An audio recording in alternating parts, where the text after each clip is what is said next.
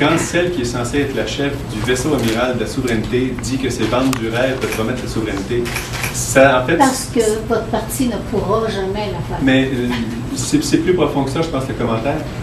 Madame Marois, vous l'avez vu dans les récentes attaques de Jean Charest qui l'accuse d'être souverainiste comme si c'était une maladie.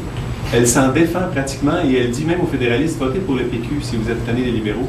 Ça, je pense que ça exprime clairement le fait que le Parti québécois est devenu une machine d'alternance aux libéraux, une machine d'alternative de gestion provinciale.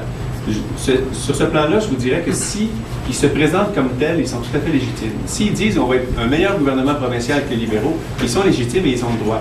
Mais lorsqu'ils disent qu'ils sont la seule voie pour la souveraineté du Québec, c'est là que je trouve que c'est malhonnête intellectuellement, parce que même dans leur programme, ils pourraient être au pouvoir pendant 10, 15 ans sans faire la souveraineté et ne même pas renier leur propre programme.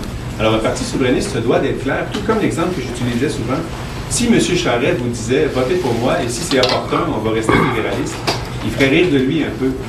Et les souverainistes se doivent d'avoir la même clarté avec l'électorat. Si vous votez pour un parti souverainiste, il faut que ce parti-là s'engage à enclencher des choses qui vont mener vers l'accession du Québec à sa pleine souveraineté. Et actuellement, le Parti québécois, face aux indécis, plutôt que de tenter de les convaincre de devenir souverainistes et de les convaincre des bienfaits de la souveraineté, ils vont préférer parler d'autres choses parce que c'est peut-être plus facile d'aller chercher cet électeur-là.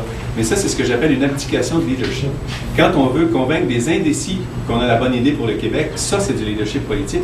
Quand devant un indécis, on change de sujet pour avoir son vote sans parler de nos convictions, je pense qu'on n'a plus rien à faire en politique parce que c'est ce genre de comportement-là qui a mené au désabusement de la population face aux politiciens qui disent n'importe quoi pour être élus et les gens en ont assez.